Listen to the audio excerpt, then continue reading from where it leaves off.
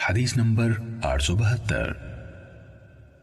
مطرف سے روایت ہے، انہوں نے کہا میں نے اور عمران بن حسین رضی اللہ عنہ نے علی بن ابی طالب رضی اللہ عنہ کی اقتداء میں نماز پڑھی۔ جب وہ سجدہ کرتے تو تکبیر کہتے، اور جب اپنا سر اٹھاتے تو تکبیر کہتے، اور جب 2 رکعتوں کے بعد کھڑے ہوتے تو تکبیر کہتے۔ جب ہم نماز سے فارغ ہوئے تو عمران رضی اللہ عنہ نے میرا ہاتھ پکڑا، پھر کہا انہوں نے ہمیں محمد صلی اللہ علیہ وسلم کی نماز پڑھائی ہے، یا کہا انہوں نے مجھے محمد صلی اللہ علیہ وسلم کی نماز یاد دلا دی ہے۔ صحیح مسلم حدیث نمبر 873۔ سفیان بن عیینہ نے ابن شہاب زہری سے، انہوں نے محبوب بن ربیع سے، اور انہوں نے حضرت عبادہ بن صامت رضی اللہ تعالیٰ عنہ سے روایت کی۔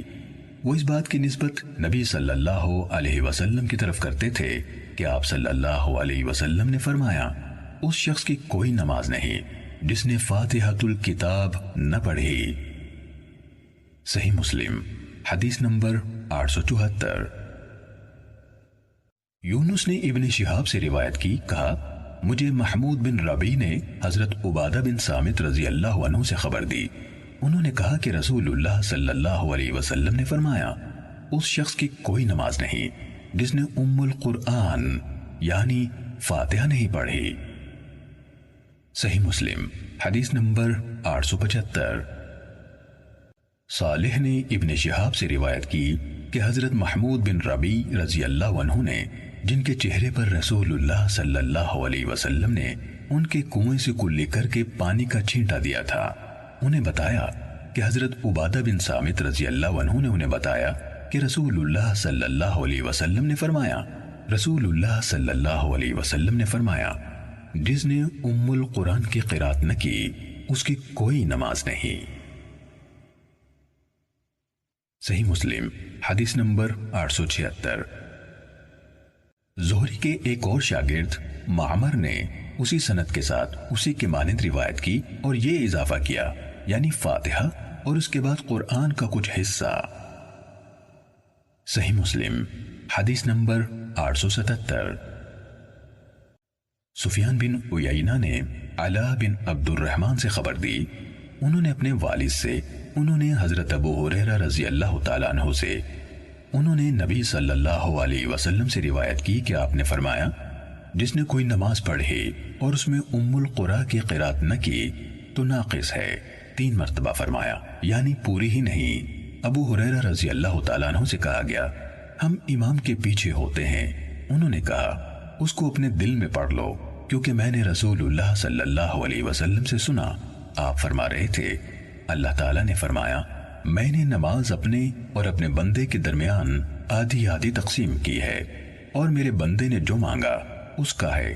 جب بندہ الحمدللہ رب العالمین یعنی سب تعریف اللہ ہی کے لیے ہے جو جہانوں کا رب ہے کہتا ہے تو اللہ تعالیٰ فرماتا ہے میرے بندے نے میری تعریف کی، اور جب وہ کہتا ہے الرحمن الرحیم یعنی سب سے زیادہ رحم کرنے والا اور ہمیشہ مہربانی کرنے والا، تو اللہ تعالیٰ فرماتا ہے میرے بندے نے میری ثنا بیان کی۔ پھر جب وہ کہتا ہے مالک یوم الدین یعنی جزا کے دن کا مالک، تو اللہ فرماتا ہے میرے بندے نے میری بزرگی بیان کی، اور ایک دفعہ فرمایا میرے بندے نے اپنے معاملات میرے سپرد کر دیے۔ پھر جب وہ کہتا ہے ایاک نعبد و ایاک نستعین یعنی ہم تیری ہی بندگی کرتے اور تجھی سے مدد چاہتے ہیں، تو اللہ فرماتا ہے یہ حصہ میرے اور میرے بندے کے درمیان ہے، اور میرے بندے نے جو مانگا اس کا ہے۔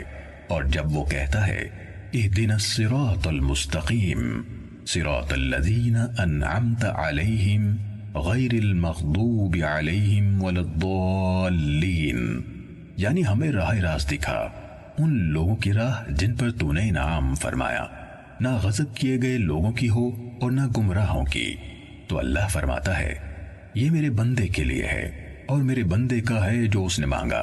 سفیان نے کہا مجھے یہ روایت علا بن عبد الرحمن بن یعقوب نے سنائی، میں ان کے پاس گیا، وہ گھر میں بیمار تھے، میں نے ان سے اس حدیث کے بارے میں سوال کیا تو انہوں نے مجھے یہ حدیث سنائی۔ صحیح مسلم حدیث نمبر 878۔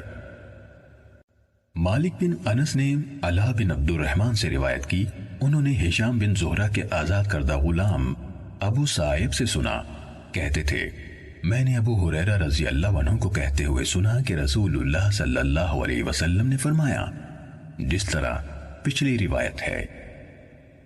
صحیح مسلم حدیث نمبر 879۔ ابن جریج نے بتایا کہ ہمیں علا